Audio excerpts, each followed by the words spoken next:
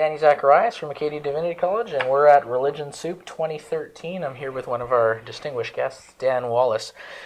You have an interest in Greek and textual criticism. I'm wondering which one came first, with the chicken or the egg?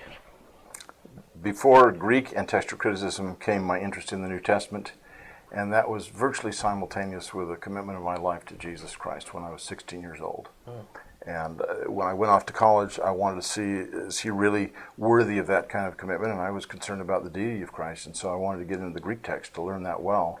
And so I got 4 years of Greek in college, and during that time, my first professor was a world-class textual critic, and I took a year-long course from him on that and kind of got the bug because of that. So you want to know, does the New Testament teach this? But you also know, how do we know what the New Testament says in the first place? And that has to do with the manuscripts, and so I've been interested ever since. That was 42 years ago. Great. And then after that came an interest in Greek, right, for your... Yeah, Greek and textual criticism virtually simultaneously. Oh, okay. Yeah. Great. But you did your doctorate in Greek area, in the area of Greek, Yeah, my doctorate and my master's thesis all in Greek, so dealing with the New Testament in some aspect, grammar. Okay, great. So how long have you been involved in textual criticism? I've been involved in it, at least teaching on a doctoral level, since 1987. And before that, when I started teaching at Dallas Seminary in 1979, writing up the notes that the whole department was using on kind of a brief introduction to textual criticism that is now in the process of becoming a book after almost 40 years, I guess. Okay. And so now you are spearheading CSNTM, a great website. I go to it a lot. And I make use of the great video podcasts that you've done there. Oh, good. What's driving your passion to see this CSNTM mission completed? Well, it's both a historical passion. We have got to preserve these texts. And when I even talk about it being a historical passion, it's both because I want to know what the New Testament originally said.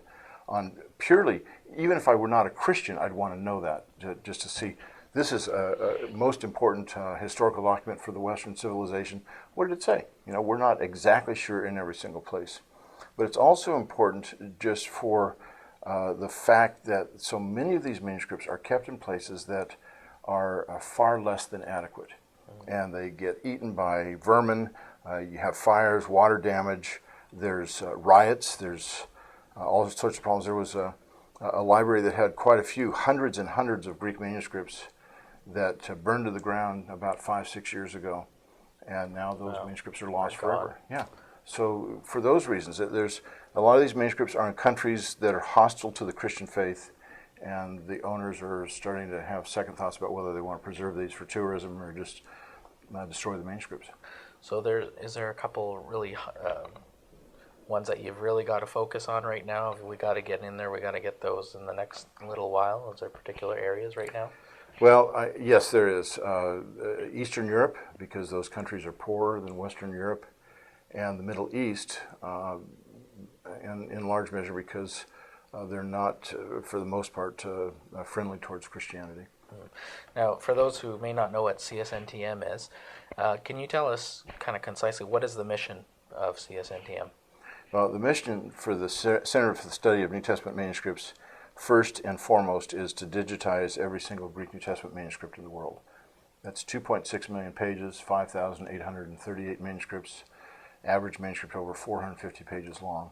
We've existed for 11 years, and we're starting to get kind of a good head of steam going, so we can do a lot more.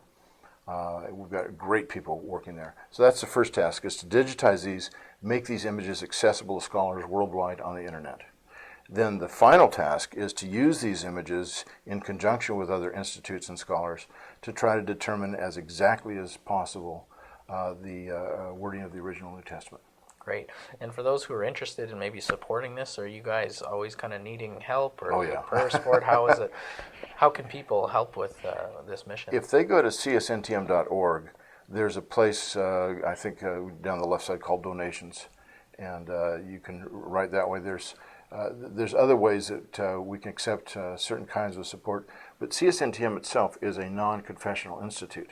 I may be an evangelical Christian, but the center itself is not confessional, and by design.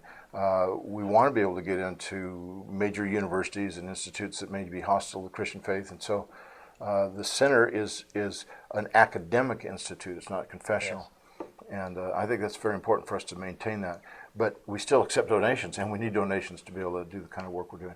It costs us an average of, I think, about $5 to photograph one page of the Greek New Testament. Wow. So it's a lot of work, a lot of money that's needed. A lot further to go still. Yeah. Yeah, and you're confident you'll get there? Probably not in my lifetime, but I'm pretty confident we're going to get there at some point, Joe. Great. Well, thanks for all the work you're doing for the New Testament, for us understanding it in textual criticism. That's hard work. It's tedious work, and we're glad that you're doing it. All right. Thanks, Dan. All right. Thanks, Dan.